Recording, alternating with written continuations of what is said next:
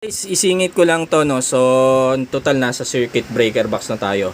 May nagtanong sa akin ito, guys, bakit daw isang pair lang ng wire yung bumaba sa battery, no?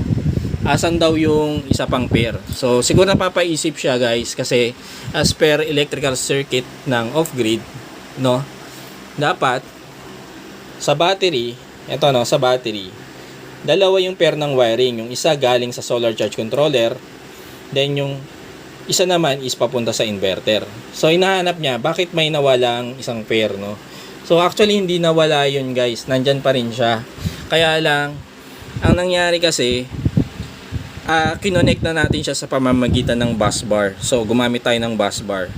Kaya ang nangyari is isa na lang yung wire na ginagamit natin na going to from solar charge controller going to battery, then battery going to inverter. So